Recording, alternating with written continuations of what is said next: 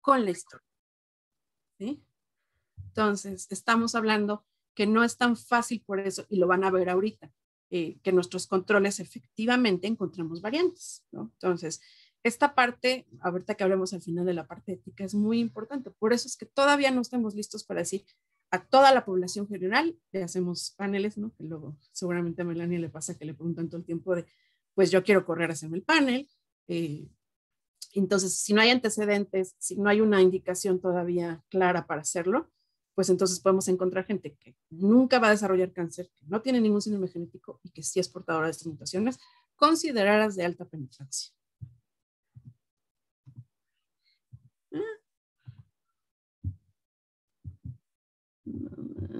Okay. Entonces, esta parte, si hay dudas al final, pues ya se las digo, pero es la parte como metodológica que para muchos no es tan divertido. Entonces, nomás usamos Illumina, usamos Exoma, usamos una profundidad cuando menos del 50 por. En algunas teníamos genoma completo, porque pues que había dinero para esas, entonces, pero se analizó de la misma manera genoma o Exoma. En los controles, en los casos, siempre utilizamos este programa para poder ver ancestría y se considera ancestro europeo con un corte de 80%. Entonces, ¿cómo se analiza un exoma? Porque es, ok, le hicimos exoma. ¿Y por qué no analizamos todo? ¿No? Esa puede ser la primera pregunta cuando en el artículo y que nos vamos. Porque tenemos un gran problema que es el poder estadístico. ¿Y por qué es importante el poder estadístico? Porque muchos van a decir, es que la estadística nos estorba, ¿no? Pero al revés. ¿Por qué es importante el poder estadístico? Por lo que yo les mencionaba. Estas mutaciones se pueden encontrar en varios genes, y más cuando uno se encuentra. Entonces, se tienen que encontrar poder estadístico y variantes significativas y cuidar mucha parte, porque es muy fácil llegar a conclusiones que no sean reales. Encontrar un gen que está altamente mutado o que es un gen muy grande, entonces que por probabilidad va a estar muy mutado, que los controles no tengan, que haya un sesgo en los controles, un sesgo en los casos. Entonces, si nosotros hacemos un estudio y analizamos todos los genes, los 20,000 genes que tenemos, jamás se alcanza poder estadístico. Entonces, porque además tenemos que hacer una prueba que se llama multiple testing, que depende de la cantidad de eventos que metamos. Entonces, es casi imposible que encontrar. Entonces, el primer paso es hacer una lista de, hay dos tipos de, digamos, de abordajes que se pueden hacer. El abordaje dirigido, que en este caso elegimos un set de 237 genes, basado en estudios previos, y para fines del artículo, estos dos paneles se le llaman el CGC de 172 genes y uno de 60 genes. Estos 60 genes son prácticamente todos con un patrón de herencia dominante para cáncer. Y estos incluyen algunos recesivos y otros genes. Y esta que es un dirigido a variantes o abordaje más empírico, no te vas tanto al grupo, sino a ver justamente qué te sale significativo, pero igual tienes que partir de una lista, porque si no, una vez más te pierdes a la hora de hacer los análisis estadísticos. Y para esto se hizo ya por casos y control de grupo de cáncer y de tipo de cáncer específicamente. Entonces, en lo que haces es pues, una lista de genes y ves en tus controles, o sea, haces cuál es la frecuencia en controles, cuál es la concurrencia y de ahí sacas la frecuencia. En esto más bien ves si hay algo significativo, pero luego tienes que hacer el multiple testing, no el Borden test, que se llama. Si se pierden en esto, lo hablamos al final. Lo que les quiero decir es que son dos abordajes diferentes, que por eso de repente hay tantas tablas, pero es diferentes maneras de llegar al mismo resultado. Entonces, y esta parte es importantísima, porque ¿qué usamos para clasificar las variantes? Pues usamos lo que nos dicen las guías, pero también si conocen estas guías de la Asociación Americana de Genética y Genómica, son muy complejas, ¿no? Entonces no es tan fácil decir, voy a las guías y demás. Entonces, lo que nos dice el artículo original es que se clasifican las variantes como patogénica, likely pathogenic o probablemente patogénica, BUS, que este es nuestro dolor de cabeza de todos, y las benignas y probablemente benignas. Para términos reales y lo que se usa en todo el mundo y lo que se usa también en el artículo, se considera E y LP como patogénico, el y B como benigno, ¿no? Entonces, cualquiera de estos dos. Entonces, lo primero que hicimos fue descartar cualquier variante que estuviera en las bases poblacionales mayor al 1%. ¿Por qué? Pues entonces, porque estaremos hablando de polimorfismos y en este artículo nos enfocamos en variantes raras, ¿no? Entonces, este fue el primero. Esto no está analizando, entonces no son GWAS, no está analizando variantes como muy comunes, sino variantes que realmente puedan tener una alta penetrancia. Y luego usamos como 3 criterios diferentes para poder clasificar estas variantes. Primero, ClinVar. ClinVar es la base de datos que es el gold estándar para decir Entonces, si Klimbar nos decía que era patogénica o patogénica, pues ya nos hacía la vía fácil, porque desde ahí empezamos. Y Klimbar tiene mucho peso y antes de poder clasificar como patogénico realmente es un gran proceso, entonces pues se usó esto. El problema era cuando Klimbar nos decía que era un abuso, ¿no? Que es una variante en la que no hay suficiente información. Entonces, de ahí nos íbamos a estas dos posibles. Uno es Intervar, que Intervar es prácticamente un programa que lo que hace es que de forma semiautomática clasifica las variantes. El problema de Intervar es que no es muy exacto, entonces te vuelve a mandar muchísimas a bus, ¿no? Entonces, una vez más, si nos marcaba Intervar que sí son patogénicas o patogénicas, ya las podíamos clasificar. Si nos mandaba a bus, pues entonces nos teníamos que ir a esta base de datos, que es una base de datos que nos da toda la información habida y por haber de cada una de las variantes, pero además de ahí nos íbamos a hacer una búsqueda manual, ¿no? De cada uno de los criterios, de los 26 criterios de la asociación. Entonces realmente se invirtió muchísimo tiempo y fueron muy estrictos, o sea, tal vez nos fuimos más estrictos de lo que otros grupos pueden ser para decir si es patógeno. Entonces, estos fueron los cánceres que se incluyeron. Aquí, sobre todo, si hay interesados en ver como más el tipo histológico. Como pueden ver, aunque la N suena muy grande y difícilmente podemos pensar en alcanzar a veces estas Ns, cuando lo desglosamos por tipo de tumor, pues ya algunos se vuelven muy pequeñitos, ¿no? Entonces, pero bueno, lo principal es, ahí se las dejo un poquito para que lo vean, si no vieron el artículo, pero los que más tenemos pues, fueron leucemias, que todo coincide mucho con la frecuencia poblacional, ¿no? Entonces tenemos leucemias, tenemos tumores cerebrales por aquí, tenemos tumores, estos sarcomas y estos sarcomas, por aquí están los de tejido blando, ¿no? Entonces, estos fueron como lo que se incluyó. Y bueno, ya llegamos a los resultados por fin después de tanto. Entonces, ¿qué encontramos? Bueno, para empezar, el promedio de diagnóstico de los niños fue de 7 años al diagnóstico, les recuerdo. El rango fue desde 0 hasta 21 años y el seguimiento promedio fueron 32 años. Que a mí esto es impresionante, ¿no? ¿Qué corte hoy en día puede tener un seguimiento a 30 años? Y el rango fue de 8 años a 46 años. ¿Se acuerdan que les decía yo que primero hay un panel que se utilizó que fueron de 60 genes, de genes dominantes? Entonces, en este panel encontramos que 4% de los niños tenían variantes patogénicas en alguno de estos genes, comparado contra los controles que les decía que es 1%. Entonces les digo, ojo, controles sanos que ya pasaron toda su vida sin cáncer, 1% encontramos. Esta diferencia sí fue significativa, ¿no? Si lo desglosamos por tipo tumor, ¿cuáles fueron los más frecuentes que encontramos? Astrocitoma con un 7%, meduloblastoma 6% y osteosarcoma 6%.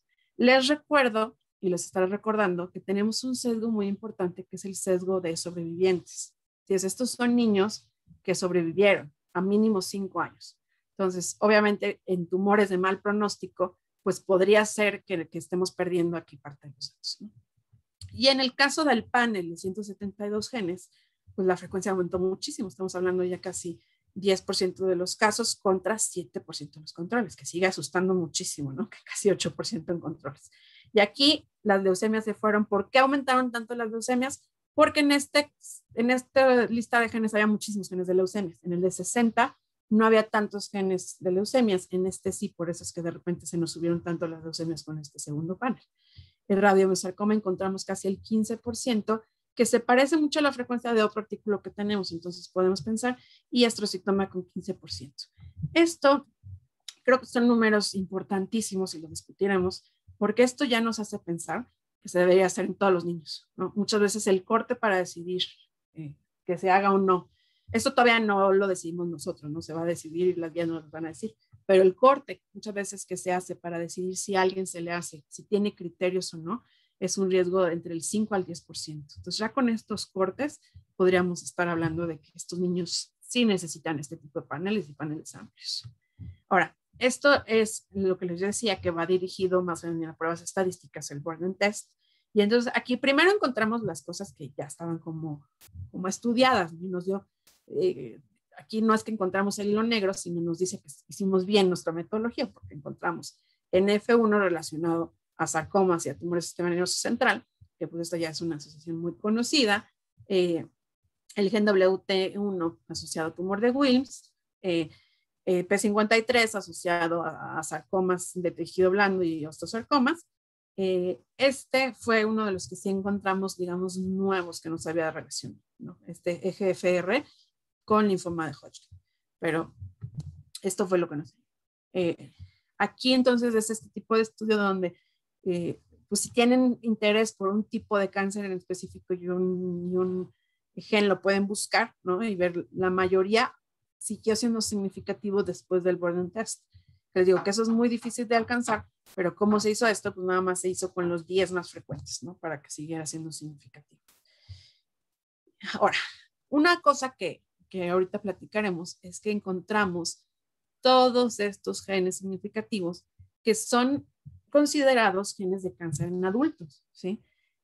Para los que están saben un poco el tema, saben que yo pues, veo muchísimas pacientes con BRCA1, BRCA2, algunas con Valpalvitú, son genes que generalmente están asociados al síndrome de cáncer de mama ovario hereditario, y lo que se les dice una y otra vez a los pacientes es, no te preocupes, no hay que estudiar a tus hijos, ¿no? O sea, es una paciente con cáncer de mama y su pregunta es, ¿cuál es el riesgo para mis hijos?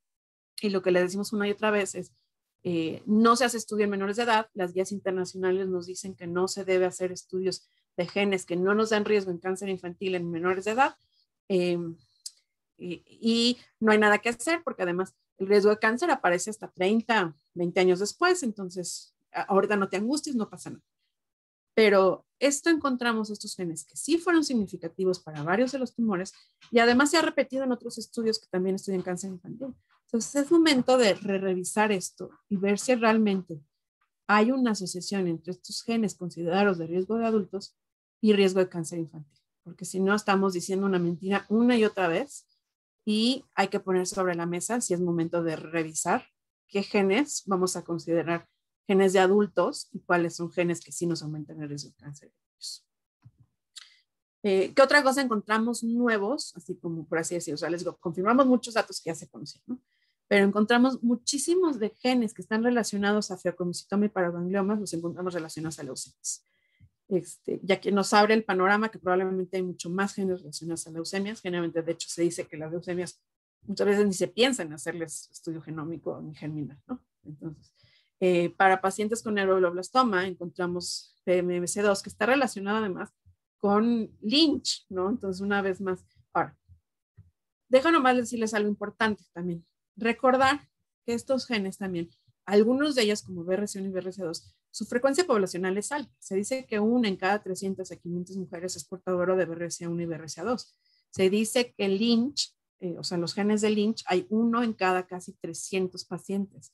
Entonces, también aquí nos hable, o sea, sí los encontramos, sí estadísticamente son significativos en nuestra corte, sí han salido, pero también se necesita más para realmente encontrar una causalidad, ¿no? O sea, ¿por qué? Porque podría ser que es un niño que tuvo un cáncer, pero que además es portador de BRCA2 y que su cáncer no tiene nada que ver con BRCA2, ¿no? Es como difícil hacer ese switch, pero también hay que considerarlo, ¿no? Que son genes que pueden ser frecuentes, lo mismo como les digo, como con los de Lynch. Entonces, muchos dicen que el siguiente paso que hay que hacer, y seguramente ya hay algunos grupos haciéndolo, pero entonces es buscar si somáticamente están mutados, que esto nos podría empezar a ayudar o buscar otras cosas, ¿no? Pero entonces, ojo, no porque estén quiere decir que realmente hay una causalidad y no asociación, ¿no?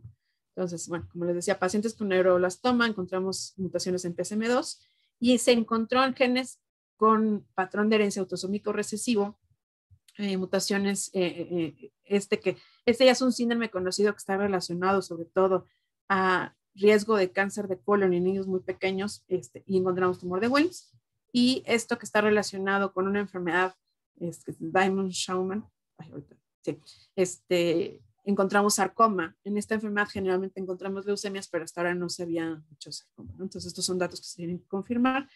Y también encontramos mutaciones en FGFR de manera significativa en pacientes con sarcoma de tejido blanco, que esto pues también sería una nueva asociación que no se había relacionado.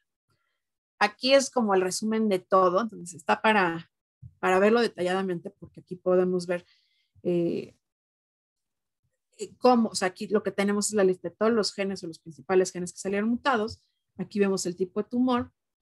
Aquí nos dice si son hombres o mujeres, luego nos dice si siguen vivos o muertos, Ojo, aquí no se vio la causa de muerte, nada más hubo muerte, ¿no? Entonces, esto también puede ser importante. La edad y la etnicidad, que como sabemos la mayoría son europeos, alguno que otro.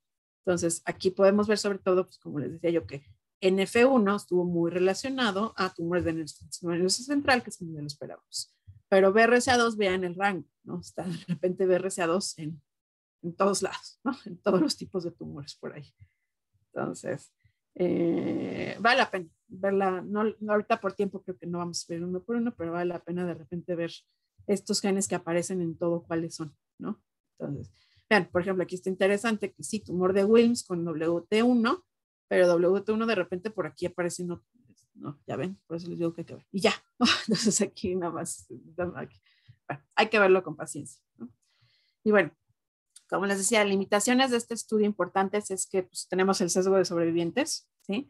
El sesgo de referencia, porque finalmente St. Jude, que no solamente son pacientes de St. Jude, pero también son de hospitales generales de la zona y otros, pero son pacientes que puede haber un sesgo de que son los más graves, los que van, o los que tienen recursos, o los que, entonces puede haber muchos sesgos por el tipo de hospital. Para mí una limitación, como les digo, muy importante es la falta de representación étnica. Entonces no hay pacientes negros, no hay pacientes latinos. Entonces esto será muy importante y nos abre las puertas para hace mucho. Y les digo que a pesar de que nuestra N sonaba muy bonita, pues a la hora de dividirlo por tipo se queda baja para muchos. Y como todo estudio termina diciendo que le falta un poder estadístico, ¿no? Pero sobre todo cuando buscamos variantes raras. Entonces ese es ahí como ¿cómo vas a encontrar algo estadísticamente significativo si estás buscando variantes raras? No por definición. Entonces ahí es todo pero si no te da estadísticamente significativo, no se acepta como relación. Entonces ahí es una discusión eterna, ¿no? Pero bueno, muchas cosas sí nos dieron significativas por esta. Y bueno, y como les digo, el mensaje final o las preguntas finales que ahorita me encantará platicar con todos ustedes es, ¿será que ya todos los niños con cáncer infantil deben hacer estudio molecular de genes germinales? ¿Llegaremos a ese punto? ¿Ya estamos en ese punto? ¿O no? Seguimos pensando en algunos sí, algunos no, las leucemias sí, los astrocitomas sí, otros no, ¿sí? Pero recordar siempre que ahorita que vamos a iniciar esta nueva era de que cada vez se va a hacer más frecuente los estudios moleculares, porque además antes nuestro principal punto para decir no era el económico, la verdad, ¿no? Porque eran muy caros y entonces había que escoger como muy claro cuáles sí y cuáles no, porque ni privado, ni institucional, ni nadie podía pagar. Pero cada vez se hacen más y más y más accesibles. Entonces, cada vez más entonces aquí va a ser muy importante recordar que hay portadores asintomáticos, ¿no? Entonces, que todavía no llegamos a poder definir, o sea, que el diagnóstico molecular todavía no te hace el diagnóstico clínico, ¿no? Entonces, esto es muy importante. La otra gran pregunta que se queda es entonces, ¿vamos a hacer genes específicos o paneles?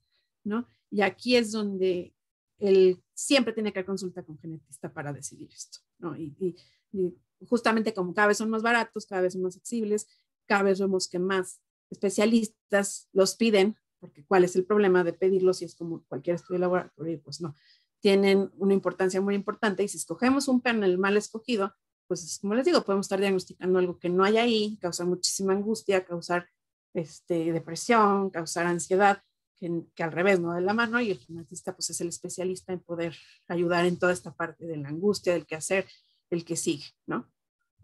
Y pues una de las preguntas más importantes que sí es momento de plantear estudios en cascada reversa. ¿Por qué reversa? Estos estudios se llaman en cascada. ¿Qué quiere decir en cascada? Es que yo le hago el estudio a la mamá y luego a los hijos, ¿no? Entonces va hacia abajo. Entonces se llaman en cascada porque es como que voy hacia abajo de la genealogía. Entonces de repente dicen, bueno, si es al revés, si empiezo con el hijo y me voy a estudiar a la mamá, pues es cascada reversa. Yo digo que como que hablamos de cascada ya el término se quedó, ¿no? Pero así lo llaman al final en el artículo. Entonces, pues es momento de replantear justamente en qué vamos a hacer con estos genes que son considerados de adulto, pero que de repente los encontramos. O sea, si preguntas, comentarios, me encantaría escuchar qué opinan. Bueno, Talia, yo definitivamente quiero felicitarlos porque es un trabajo muy extenso. Creo que todas estas estudios de asociación y yo creo que algo que a lo mejor valdría la pena puntualizar es este tema de la comparación entre casos y controles, pero también entre casos y casos, ¿no? Que, bueno, yo les comparto la experiencia un poco lo que hacemos en el laboratorio cuando nosotros encontramos una variante de estas raras, ¿no? Que te encuentras en un paciente que a veces no puedes interpretar, pues vas y preguntas a tu base de datos si ya la viste, ¿no? Y si ya la viste, ¿en qué paciente ya la viste? Y si lo viste en un paciente que tiene un cuadro clínico similar o en un paciente, digamos, que te llegó por otra causa. Y entonces esta parte yo creo que también vale mucho la pena que esto sea considerado, porque para que tú puedas un poco a estas variantes raras ponerles un peso, es decir, yo en mi universo de muestras, sea muchas o pocas que las que tenemos en Genos, al menos hechas para exoma completo, o sea, tenemos cerca de 600 o 700 exomas hechos, pues bueno, ya es algo que puedes decir, bueno, yo nunca la he visto, ya sé que vas a irte a bases de datos, pero al final nuestra población no está incluida en la mayoría de estas y pues también vale mucho la pena que esta parte del análisis de casos contra casos es interesante porque al final pues son tumores pediátricos, ¿no? Así es, totalmente. No, pues, ese tipo de datos que ya tienen ustedes son invaluables, definitivamente, y sí, o sea, vale la pena totalmente. Y la otra cosa es que también me llamaba la atención, justo, pues igual, ¿no? Por un poco lo que yo hago todos los días es que me hablan y me dicen, yo quiero el panel, pero quiero el panel más amplio y quiero el mejor panel porque tengo todo el dinero del mundo y puedes hacer un genoma completo y tal, ¿no? Y como que muchas veces, bueno, a mí francamente reconozco que hay veces que cuando tengo un niño con cáncer, ¿no? Pues como que quieres hacerle un panel de cáncer pediátrico y que casi nada más incluya P53 porque los libros dicen que solamente vas a encontrar P53, ¿no? Y entonces como que esa parte creo que nos tiene que empezar a cambiar, ¿no? Y sí entiendo que todo va a ir como dirigido sobre el tipo de tumor, porque pues estos tumores que tienen que ver con paraganglioma son cosas que a lo mejor no están incluidas en la mayoría de los paneles y entonces estos paneles grandes, ¿no? Como esta diferencia, pues 4% de los genes conocidos fue lo que encontraron, pero cuando ampliaron a este panel de 172, pues ya se les duplicó hasta el 12%, ¿no? Entonces, probablemente haya más genes conocidos dentro de cascadas moleculares que tienen que ver con desarrollo de cáncer, pero que no están considerados como dentro de ese mismo grupo. No sé qué opinan los demás. Sí, a ver, creo que Rodrigo está levantando la mano. Sí. Ya. Muchas gracias nuevamente. Yo también quiero felicitar a Talia y padrísimo trabajo. Yo quiero hablar un poco de la perspectiva que tenemos en el hospital, ahí en el Infantil de México, porque pues la verdad es que pasan cosas muy diferentes a lo que está reportado en la literatura, ¿no? Para empezar, los oncólogos mandan panel de Foundation One porque se los dan pues sin costo. Foundation One paga todo. Y la verdad es que hemos visto que no les dan asesoramiento, no se acercan al genetista. Y ahorita ya más, porque ya nos hemos acercado nosotros con ellos, que es algo que a veces sería una buena recomendación, porque estamos esperando a que los otros especialistas vengan con nosotros y eso no pasa generalmente, ¿no? Tenemos que ir nosotros con ellos y yo me he acercado mucho con los oncólogos y también pues pasan algunas cosas que se salen un poco de lo esperado, ¿no? Les voy a contar de un caso específico que tuvimos en el hospital, niño con retinoblastoma, y por eso también me llamó un poco la atención de que no se hayan estudiado los niños con retinoblastoma. Un paciente con retinoblastoma que en el INP falleció, llega su hermano con nosotros con tumor de Wilms y mielodisplásico. Los oncólogos le mandaron a hacer el de Foundation One, les regresa y no saben ni qué hacer con ellos, por supuesto. Tiene una variante en TP53, pero piensan que es somática y fallece el niño de tumor de Wilms. Y le hacemos nosotros, el departamento de genética, panel a la mamá y al papá. La mamá tiene P53 y el papá tiene CDKN2A, que ninguno de los dos está, bueno, P53 tiene un poquito, variantes patogénicas, evidentemente germinales, ¿no? Entonces también esto de no hacer estudios de cáncer, de predisposición a cáncer en niños, yo no estoy muy de acuerdo, ¿no? Porque al igual de otras enfermedades, ¿no? Porque permite a los papás tomar decisiones más adecuadas.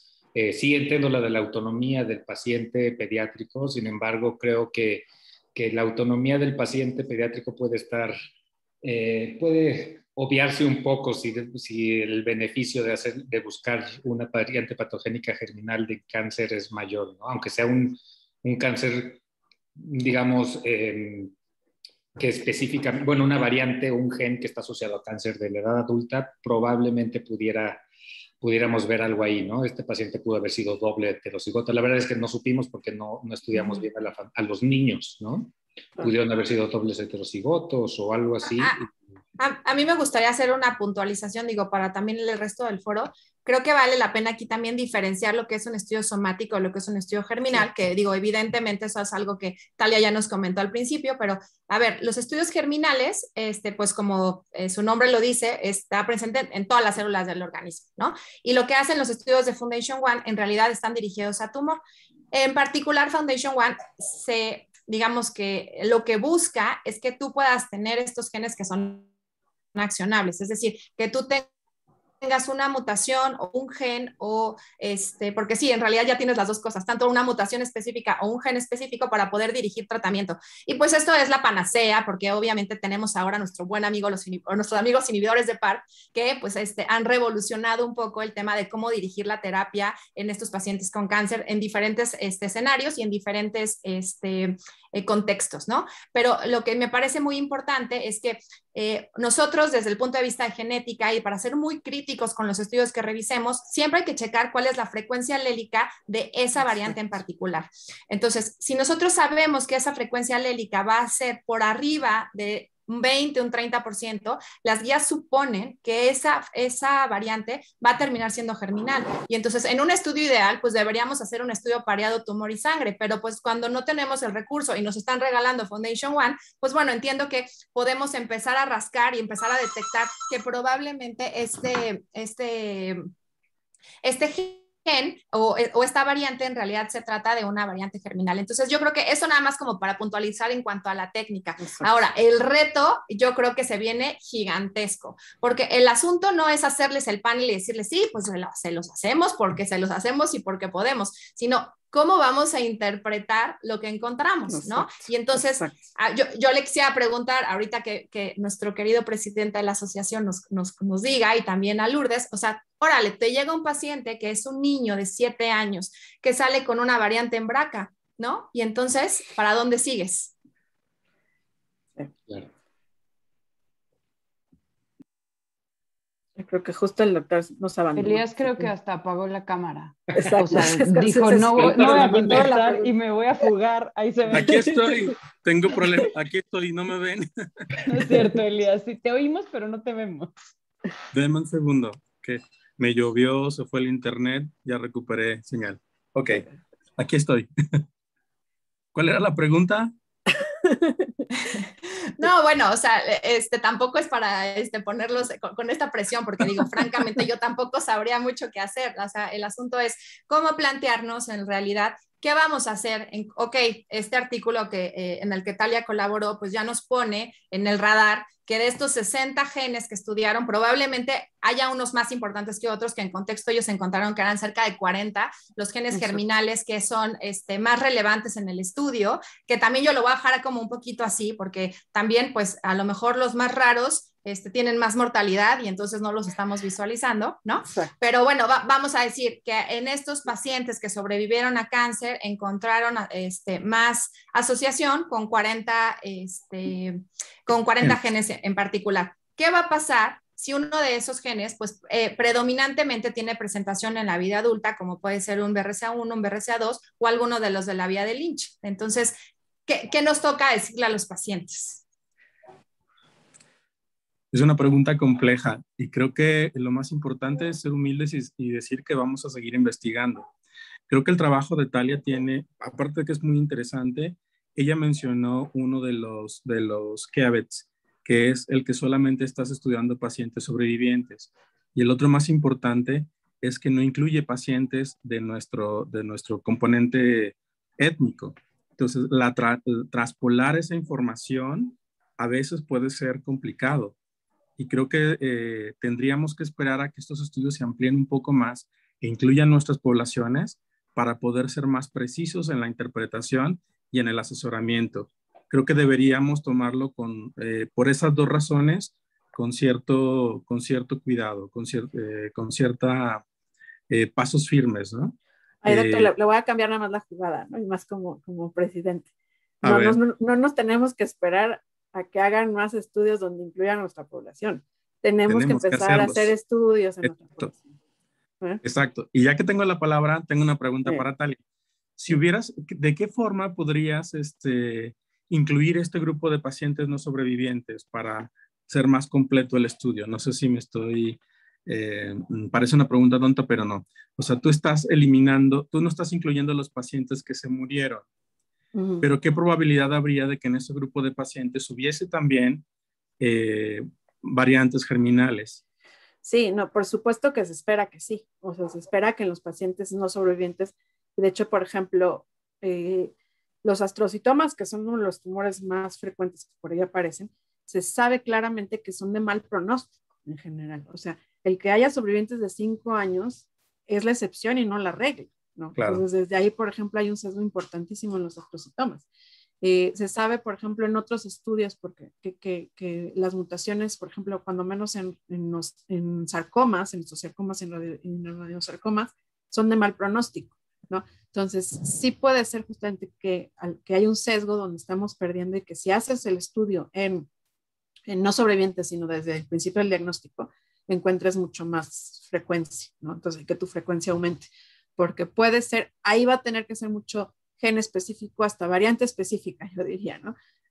Porque puede ser que una variante te aumente el pronóstico y otra te la disminuya, ¿no? Entonces ahí es donde los pequeños estudios nos pueden dar como más claridad. Obviamente este era como un monstruo, ¿no? De incluir todo y todas las variantes y todos los genes y vámonos con todo, pero ahí los pequeños estudios que tal vez están más a nuestro alcance son los que sí pueden dar la diferencia y decir, a ver, pues es que entonces esta variante en específica germinal si es de buen pronóstico o de mal pronóstico, ¿no? Y entonces, y algo muy importante también aquí, que puede ser que muchos de estos niños, que ya son adultos, desarrollaron segundos primarios, de hecho, seguro, por los tipos de genes que salieron positivos, ¿no? Entonces, ese es otro sesgo ahí, pero esa era la pregunta de otro artículo que yo creo que está por salir, donde se estudió de otro grupo, o sea, no en el grupo con el que trabajé, pero que estudiaron también la frecuencia de tumores secundarios, que esa es también otra gran pregunta de qué sucede después de esta corte de sobrevivientes, y que probablemente en estos 5 años, pues sí puede ser que niños que tengan riesgo de un segundo primario aparezcan en estos 5 años, y que entonces sí, por supuesto. Creo que como dice Melania, tenemos un gran reto. Y creo que lo más importante es hacer más estudios y mantenernos actualizados. No hay de otra.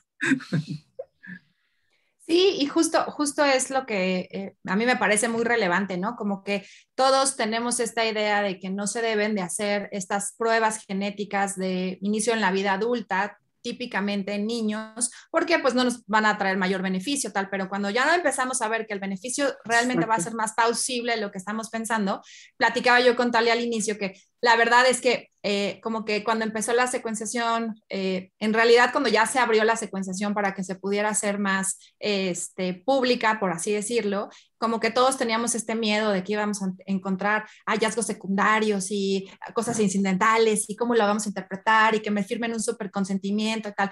Y yo creo que poco a poco hemos empezado a tener más confianza un poco en lo que estamos obteniendo de resultados y también en cómo, con un buen asesoramiento, que claro que aquí los oncólogos pediatras que nos acompañan y los cirujanos oncólogos, que la verdad cada vez más tenemos que formar parte de este grupo multidisciplinario porque pues ahora sí que es imposible saberlo todo y claro, cada quien tiene que ser ahora sí que zapatero a tus zapatos y por supuesto que interpretar cada una de estas variantes lleva muchísimo tiempo, muchísima experiencia, pero pues poco a poco se tienen que ir armando estos grupos, que bueno, qué gusto que Rodrigo ya forme esta línea de investigación en el hospital, porque creo que esto va a ayudar mucho a estos niños, pero pues sí me gustaría saber cuál sería tu opinión, Lourdes, en cuanto a específicamente estos genes clásicamente de riesgo en la etapa adulta, que se empiecen a incluir en los paneles en niños. Pues mira, la verdad es que sí me parece súper interesante. Talia, muchas gracias por presentar este artículo.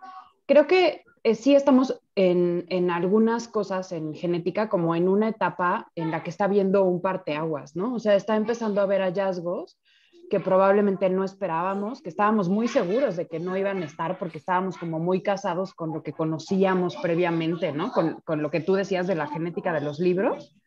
Y entonces, pues obviamente como que nos mueven el piso, ¿no? Pero me parece que justo por donde ibas, Melania, es como el secreto de este asunto. O sea, la razón por la que existen las recomendaciones actuales es porque hay un trasfondo legal, filosófico, médico, científico y bioético, ¿no? Entonces, cuando tenemos dudas, pues me parece que a lo que tenemos que poder regresar y cuando no nos sentimos holgados en eso, pues a lo mejor pedir ayuda o así, porque no todos pues como que tomamos decisiones difíciles todos los días en ciertos aspectos o ciertas patologías, ¿no? Pero como ir al background de por qué, pues lo que está recomendado ahorita es lo que está recomendado, ¿no? Y tú lo decías como muy claro. Pues una de las razones principales es porque se ofrecía en ese momento poco beneficio, ¿no? O sea, creo que algo que siempre nos ayuda mucho es ponderar como en una balanza el riesgo-beneficio específicamente para el individuo al que le vamos a ofrecer el estudio, que en este caso es el niño, ¿no? Que Ro decía, bueno, pues es que yo no estoy muy seguro, decirte, ahí hay que doblegar un poco la autonomía del niño. Bueno, pues es que en realidad eso es algo que ya sabemos, ¿no? O sea, ya tenemos como muy claro que cuando tenemos, todos los niños se pusieron a hablar exactamente a la misma hora que yo, pero me voy a mover del lugar, disculpe. Pero como que ya tenemos muy claro que cuando tenemos más beneficio que ofrecer que el riesgo, es cuando vale la pena tomarlo, ¿no? Y entonces, pues me parece que eso nos puede también ayudar mucho en la toma de decisiones en el día a día en este tipo de casos, ¿no? Conforme más sepamos y más podamos ofrecer al individuo haciendo la prueba, pues más valdrá la pena anteponer ese beneficio a la autonomía del individuo, ¿no? Ahora, hay que tener en cuenta que estos son como escaloncitos o tonos entre blanco y gris, ¿no? Un punto es decir, bueno, pues voy a ofrecer una respuesta solo por satisfacer la curiosidad y por hacer sentir mejor a los papás. El siguiente nivel es decir, no solo voy a ofrecer una respuesta válida y con un valor científico, sino que voy a ofrecer un asesoramiento genético e idealmente un acompañamiento médico real, ¿no? O sea, porque los pacientes no van a saber mágicamente qué hacer con esa información. Francamente, yo a veces no sé qué hacer con esa información, ¿no? Entonces, pues la verdad es que idealmente, si lo vamos a hacer, pues tendríamos que garantizar que vamos a tener un abordaje multidisciplinario, súper claro, en donde vamos a hacer todo por garantizar el máximo beneficio para ese individuo, ¿no? Y luego ya el ideal sería decir, bueno, pues entonces ya en un siguiente paso, a lo mejor pues en algún punto voy a poder ofrecer prevención o tratamiento oportuno o mejores oportunidades de tratamiento o evitar el desarrollo de la patología, ¿no? A lo mejor no estamos todavía en ese punto, pero sí, pues hay ya muchos beneficios que podemos ofrecer, ¿no? Y me parece interesantísimo, pues porque habría que poder poner esto en la balanza, me parece que para cada caso en particular, ¿no? Como que la información todavía no es contundente, o sea, me da la impresión del artículo, ¿no? Que como que rompemos barreras, como que se resquebraja un poco lo que decíamos clásicamente y lo que hubiéramos hecho hace un tiempo todos al respecto, pero tampoco es una información contundente como para decir, bueno, pues ahora como regla general, braca para todos los niños con cáncer, ¿no? Pero pues a lo mejor sí, lo que sí estamos obligados, pues es averiguar en qué casos específicos, qué tipos de tumor se han reportado relacionados, ¿no? Y entonces poder tratar de buscar, pues como un abordaje muy particular que de verdad ofrezca lo mejor para cada uno de los niños, ¿no? Y puede ser que eventualmente, no lo sé, pero puede ser que eventualmente pues lleguemos a un punto en el que muchos de estos genes que considerábamos que solo estaban relacionados a cáncer en adultos, pues nos quede muy claro que está indicado estudiarlos en niños, ¿no? Porque podamos realmente ofrecerles algo. Aunque no creo que estemos todavía en ese punto, ¿no? Con todas las reservas que dice Elías de Sí. pues, que hay que tener estudios en nuestra población, Sí. etcétera, ¿no? Y yo agregaría que es muy importante que se desarrollen guías de seguimiento, ¿no? O sea, porque el punto es, ok, para una leucemia, pues no se ve tan complicada el decirle a un niño que sí tiene riesgo de leucemia, ¿no? Decirle, pues te hacemos una biometría cada 6 meses, ¿no? Pero de repente con radiomiosarcoma, que es un tumor que puede aparecer en prácticamente cualquier parte del cuerpo, donde no hay guías de prevención, donde no hay guías de tamizaje, pues, ¿qué le vas a decir? A ver, hazte un PET cada año. O sea, entonces, eso va a ser, o sea, justamente el infraumeni, que es la mutación de P53, que es donde hay más experiencia conocido, se ha tardado años en desarrollar un buen protocolo, que es el protocolo de Toronto, para poder hacer, y entonces ahí sí es como más fácil decir, que hay un diagnóstico y sé qué decirle, sé qué ofrecerte, ¿no? Pero ahorita, pues todavía falta mucho en ese sentido, ¿no? O sea, empiezan estos artículos y va a faltar el que haya más guías, decir, ok, y entonces, ¿cómo hago el tamizaje o la prevención en cada uno de estos tumores, ¿no? Entonces, y la hasta verdad que es no que lleguen, también, sí. sí, Y también estamos abriendo y rapidísimo, pero estamos también a puntitito de entrar a la era, también aquí para que, pero de edición de genes, ¿no? O sea, por terapia génica, pero también por RNA mensajero y oligos, y vienen una explosión de terapias dirigidas a cambiar genes, entonces también ahí es donde van a explotar los estudios germinales, porque en el momento en que empieza a haber protocolos, en el momento en que se empieza a decir, no es lo mismo decirte, ok, tienes riesgo de cáncer, pero no sé cuándo, no sé qué, tienes riesgo de cáncer y te puedo modificar ese gen, ¿no? Entonces, todos atentos, sobre todo los que son jóvenes aquí, porque estamos a nada, y acuérdense, a nada de entrar en una era de tratamientos genómicos impresionantes. Ahora sí, Melania, perdón. Y creo que ahí también solamente puntualizar una cosa, porque me faltó como decirla y creo que viene muy relacionado con lo que dice Estalia. O sea, como que el beneficio que tendríamos que ponderar en todos estos casos, pues no es exclusivamente el beneficio médico, ¿no? O científico, ¿no? Sino que hay muchísimas otras cosas sociales, culturales, psicológicas involucradas, ¿no? Entonces, eso también es algo que hay que ponderar, ¿no? O sea, decir, bueno, pues yo te voy a decir que te va a dar esta, que no, o sea, te va a dar este pronóstico terrible y ni siquiera sé cómo estudiarte para ofrecerte prevención, ¿no? Pues como que ahí sí habría que, ¿no? Y a lo mejor hay otras cosas en las que tenemos muy en claro cómo hacer la prevención y es muy sencilla, o el factor psicológico pues es como muy controlable, ¿no? Y podemos hacer mucha contención, o no hay tanto estigma, ¿no? Pero pues también hay que tener en cuenta todas estas cuestiones sociales y culturales, ¿no? Y luego sí, pues está me parece que esto que dices de que vamos a entrar a la era de la edición genética, que va a generar nuevamente una brecha de la que justo estamos diciendo que venimos saliendo con la genómica, ¿no?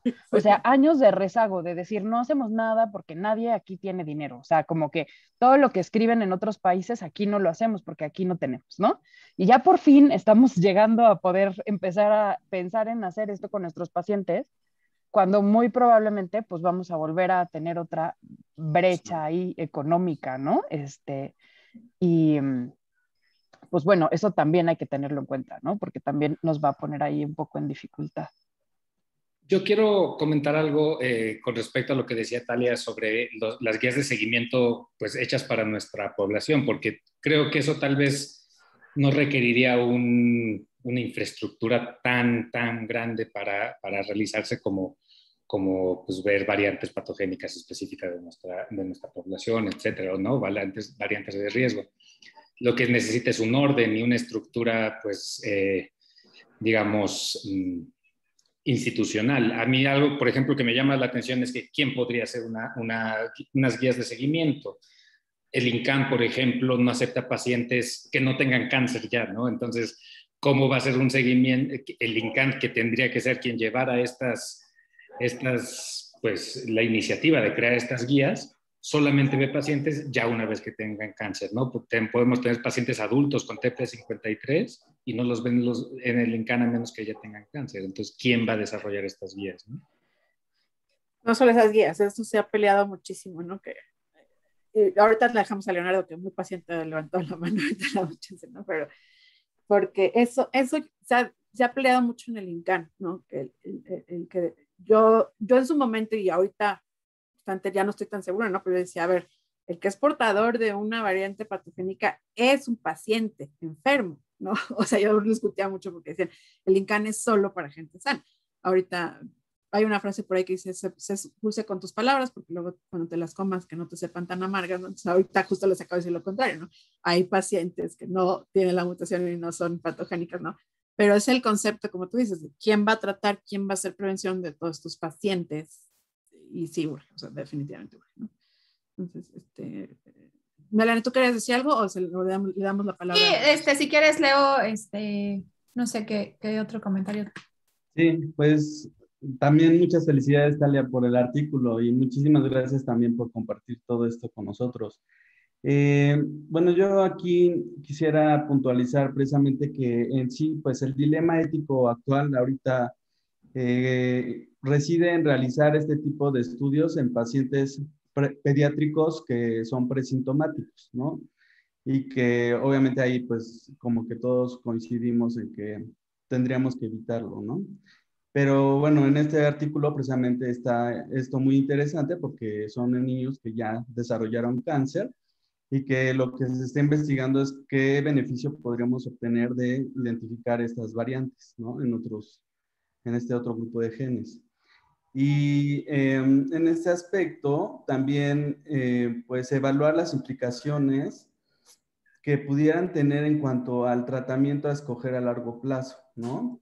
Porque pues muchos de ellos sabemos que pueden pues ser tal vez candidatos para los oncólogos, ¿no? De darles incluso quimioterapia o radioterapia, lo cual para nosotros eso sí puede ser muy desastroso porque sabemos que eso pues puede incluso complicarlos y generar pues pérdidas de heterocigosidad, ¿no? Que precisamente, aunque no, bueno, precisamente con este estudio, pues si tienen estas variantes en genes de susceptibilidad a cáncer y que pues con una de estas terapias se les pueda complicar algo, pues por supuesto que esto sí tendría que considerarse como algo que pues entre dentro de estas guías para realizar en estos pacientes y que precisamente pues al ser como genes como muy conocidos, ¿no? Independientemente de la ancestría, ¿no? Que incluso pues yo entiendo que en este estudio sí lo hicieron muy enfocado a ancestría europea, pero pudiéramos traspolarlo a nuestra población. Sí, pues justo como en ese sentido igual, a mí una de las cosas pues interesantes del artículo es que obviamente pues tenemos que ponernos un límite en qué vamos a reportar, ¿no? Y aquí pues cuando estás desde el punto de vista retrospectivo y estás diciendo, bueno, le vamos a poner el punto de corte en que es patogénico y probablemente patogénico y tan, ¿no? Y entonces, bueno, o sea, encontraron que estos sobrevivientes de cáncer sí tenían efectivamente mutaciones o patogénicas o probablemente patogénicas en estos genes tanto de riesgo como de susceptibilidad, que también los de susceptibilidad, ahí me queda un poquito la duda de cómo se definieron completamente, pero bueno, el reto creo que en realidad para aquellos que hacemos el diagnóstico en laboratorio y que, bueno, no me van a dejar mentir lo difícil que es luego poder catalogar completamente como una probablemente patogénica o likely pathogenic y entonces encuentras variantes de significado clínico incierto. Les platico que nosotros hemos participado en algunos estudios somáticos en niños con tumores del sistema nervioso y hemos tenido que, o sea, yo he tenido que analizar y yo dije, bueno, pues nos van a salir muchísimas mutaciones en P53 y pues la sorpresa es que no. Y luego dije, bueno, nos van a salir las esperadas en las acetiladores de histonas, tampoco nos salieron esas, ¿no? Y entonces empiezas a ver que en realidad es muy heterogéneo el componente y que también catalogar perfectamente que se trata de una variante patogénica todavía es muy complicado porque desafortunadamente lo que sigue es hacer estudios funcionales y pues muchas veces no tenemos esos recursos y pues aquí de nuevo volvemos al tema de poder hacer investigación local y poder apoyar la investigación para poder fundamentar. O sea, yo creo que cualquiera de estos niños terminaría siendo la tesis de doctorado de cualquier estudiante pudiendo hacer modelos celulares y confirmaciones, RNA-seq, etcétera. Se me ocurren millones de técnicas, incluso cosas que hacen hoy en día, que ya están montadas, que nada más tendríamos que, la verdad, darles un empujoncito. Entonces yo creo que es momento que nosotros también, como dicen, empezar a buscar cómo podríamos mejorar la categorización de estas variantes y capaz vamos a incrementar el índice de detección, ¿no? Por supuesto. Doctora, ahorita le damos la palabra al doctor Elías, pero para los que no están también en el tema, quiero decirles que la parte de ancestría y de etnia es muy, muy importante, y por eso también aquí sacaron prácticamente los que no eran, porque es muy fácil justamente si tú no tienes buenos casos y controles en la misma etnia, que de repente una variante de cierta población se te vaya arriba, no estadísticamente significativa. Es muy fácil y es un error muy común de repente, ¿no? Y entonces, por eso es que casi todos los estudios genéticos como que hacen un matching de ancestría y sacan sistemáticamente a los que son latinos y negros, ¿no? Y entonces, ¿qué sucede? Y eso es lo que yo veo diario con mis pacientes, que entonces nuestra relación de bus son muchísimo más altas, ¿no? Porque estas variantes nadie las estudia. Y entonces, como le decía el doctor Elías, si nos esperamos a que los otros los quieran estudiar, sí hay un par de grupos en Estados Unidos muy claros que sí les interesa estudiar población latina, pero si nos esperamos, pues, porque es al revés, a ellos generalmente les conviene sacarlos, ¿no? O sea, de forma sistemática los sacan en lugar de querer. Entonces, ya están cambiando también, empiezan a decir, ok, bueno, tenemos mucha población que necesitamos incluir y que necesitamos darle respuestas, entonces, por suerte está empezando a cambiar el interés, pero sigue siendo un gran problema el inverso, ¿no? Como en este, el decir, se saca, ¿no? Entonces, ahora sí, doctor Elías. Gracias. Digo, ya que estamos revolviendo el río, creo que es un cambio interesante de paradigma, y lo que planteaste junto con Lulú en relación al abordaje me parece interesante. Pero aquí también hay otra pregunta que valía la pena saber alguna respuesta. ¿Por qué estos pacientes sobrevivieron? ¿Y qué factores genéticos, no genéticos y epigenéticos influyeron en esa respuesta, en ese resultado?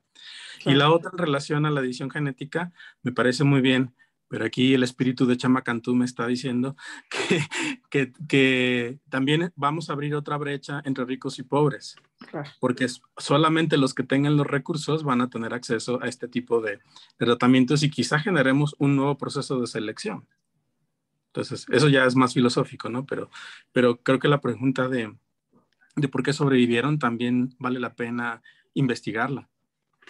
Le digo, es una corte que tiene muchísimos artículos, así que seguramente por ahí, o sea, a mí ya me tocó uno revisar donde, como ya son adultos, además buscaban genes de hipertensión y de otras cosas y demás. Entonces, también para lo que mencionaba Leonardo, les digo, ya debe estar publicado por publicarse el estudio de los segundos tumores, entonces, donde ya analizan además la causa de los segundos tumores, ¿no? Tanto mutaciones, pero también se van a buscar radiación, quimioterapias y demás. Entonces, todo eso, entonces les digo que es una corte que vale la pena como estarla estudiando, y además para los que den clases de metodología, epidemiología y demás, tienen ahí un chorro, porque les digo, es una corte pues, de 30 años, ¿no? Es algo impresionante, ¿no? De seguimiento, entonces por ahí vale la pena. Y sí, o sea, éticamente tiene razón, porque, o sea, pero también, como yo digo, pero si no empiezan los ricos, tampoco nos llega a los pobres, ¿no? Entonces, como ahorita los viajes al espacio, pues qué bueno que los ricos empiecen para que algún día nos puedan llegar a nosotros.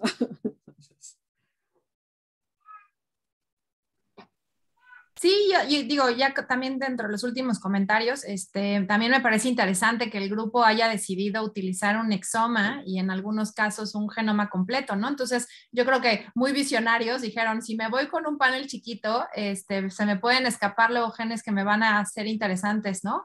Y entonces, pues ya los tienen secuenciados, y pues hacer el reanálisis es relativamente más sencillo, para pues abrir estos genes que son de interés. Y yo creo que, bueno, pues seguramente como es una serie seguida por tantísimo tiempo, pues bueno, poder regresar y ver esos archivos de secuenciación no debe ser tan complejo, porque pues al final podemos revisar eso. Y también de las cosas que más me llamaron la atención, digo, de un poco entre comentarios finales, es este valor que va a tener NF1 me parece bastante interesante, ¿no? Como que siempre a los genetistas nos gusta NF1 porque pensamos en neurofibromatosis, pero pues si ya vemos molecularmente la función que tiene a nivel del ciclo celular, pues es muy esperable, ¿no? Que sí esté presente variantes patogénicas, sobre todo en mutación, bueno, en tumores en niños, ¿no? Entonces probablemente sea de estos genes que nos vayan a dar más información después.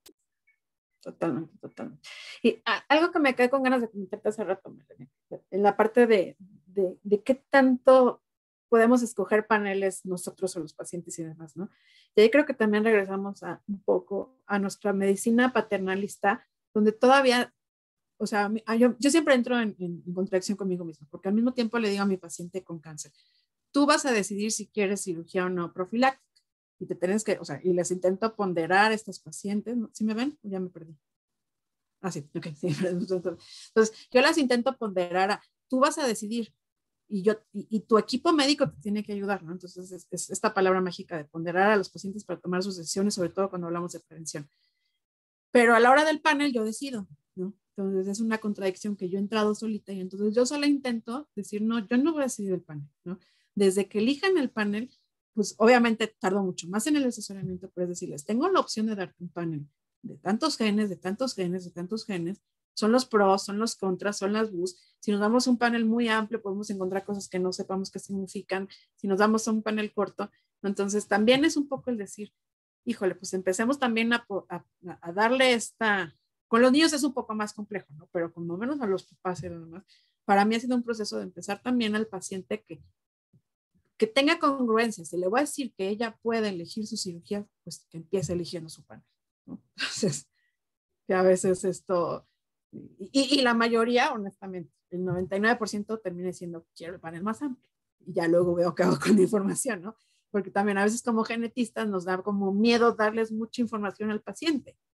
Y finalmente en la mayoría de la gente es al revés. Yo quiero información y con mi miedo luego me aguanto, ¿no? O sea, y yo tengo la suficiente, ya veré qué hago, pero yo prefiero información. Entonces también esto ha sido también como para mí un proceso, ¿no? Y que también con esto. Sí, yo creo que eso es un tema súper interesante y también yo creo que, como bien dices, o sea, hay que darles toda la información y los pacientes tienen que tener la capacidad de poder decidir. La cosa es que a veces nosotros tampoco nos decidimos por cuál es el mejor panel, ¿no? Al menos yo que digo, vamos a montar un estudio y vamos a decir, ¿cuál es el mejor panel? Claro, y entonces, claro, ¿cuál es el mejor panel? ¿No? O sea, no está tan fácil. Sí, no está tan y fácil. Las casas comerciales te pueden decir esto, lo otro, y luego dices, bueno, yo voy a hacer mi propio panel porque este va a ser el non plus ultra y mañana sale otro gen. Y entonces, bueno, esto es algo dinámico y los pacientes tienen que entender que tenemos limitantes. O sea, recordemos hace 10 años, lo único que se hacía era BRCA1 y BRCA2 y creíamos que ese era el estudio genético y era lo máximo que podíamos hacer y era lo mejor, ¿no? Y suficiente. Hoy en día, y suficiente. Y hoy en día sabemos que no nos podemos basar en eso, que el 50% de los casos de cáncer de mama no tienen que ver con BRCA1 y BRCA2, y luego que si BRCA1 no está incluido los NBs, pues tampoco está completo, ¿no? Y entonces le vamos metiendo un poquito más de complejidad y la decisión de qué estudio hacer va a ser siempre tiempo dependiente, ¿no? Porque entonces yo veo que cómo es posible que le hayan pedido este panel a este paciente. Pues claro, hace 10 años es lo único que había. Y a mí me ha pasado ahora, creo que se viene el boom del PALB2, que es lo que te platicaba también el otro día, que yo creo que PALB2 también nos va a empezar a sacudir y empezar a sacar nuevas asociaciones con diferentes tipos de tumores que antes no los habíamos estudiado porque no estaban incluidos en los paneles, ¿no? El que a mí me está saliendo muchísimos check-dogs también, ¿eh? Yo creo que check-dogs también va a venir a molestar, bueno, no a molestar, pero sí a aparecer mucho, pero bueno. No sé si alguien más quiera comentar algo, preguntar algo. No, que hasta check-2 le hemos tenido un CNVs por microarreglos de genos, de hecho.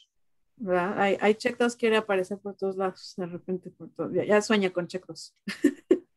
Sí. Yo creo que hay muchas cosas interesantes. Creo que esto pues obviamente va a ir generándose más y mejor información. Creo que me parece muy bueno lo que comentaron con respecto a que hay que ir ponderando cada uno de los casos, qué es lo que le vamos a poder ofrecer a los pacientes. Obviamente hay que diferenciar claramente lo que es investigación versus lo que es ahora sí que asistencial y algo que sea dirigido para cambiarle a ese paciente la vida y que también nosotros lo entendamos desde qué punto, porque muchas veces a mí cuando me llega un abuso estoy en esa rayita de que le quiero hacer más pero no le puedo hacer más, ¿no? Y entonces sí tenemos que diferenciar muy bien lo que es investigación versus lo que es diagnóstico y tratamiento, y creo que ese es el reto de los más importantes a los que yo me enfrento día a día. Y creo que este es un muy buen ejemplo de cómo la información pues que se va generando nos va a ir empezando a cambiar estos paradigmas y a que no nos cerremos, a que podemos modificar algunas de estas posturas y ampliar estos paneles o estas genes de interés en niños con cáncer. y al mismo tiempo cuidado con estos estudios en población general, ¿no? Como les decía, cuidado todavía porque todavía no estamos ahí, ¿no? Y a veces sí se antoja el decir, ya a todo mundo, a cualquiera, no importa, y también, o sea, el otro lado, ¿no? Entonces, sí, se van a abrir los criterios diagnósticos, eso no me queda la menor duda. Como tú dices, hay que estar actualizándonos todo el tiempo con los nuevos criterios, pero al mismo tiempo con precaución, ¿no? No sé si alguien más tenga algún otro comentario, tenga alguna duda. Aprovechen que está aquí nuestra experta en el tema. Y de no ser así, bueno, pues yo aprovecho el comercial. Recordemos que los segundos jueves de cada mes, este mes fue especial porque Talia también anda muy ocupada en los temas de COVID y tuvimos que mover de jueves, pero bueno, en la siguiente sesión espero que aquí nuestro presidente ya nos acepte la invitación y vamos a hablar el próximo Journal Club con él, pero aprovechen estas sesiones, a mí se me hace que son muy entretenidas, creo que podemos discutir entre amigos, esto es una plática bastante enriquecedora para todos, creo que hay cosas que se ponen sobre la mesa que de otra forma en otros foros es mucho más complicado que se puedan hacer, son de las cosas buenas que trajo la pandemia, yo creo que llegaron para quedarse, pero pues hay que disfrutar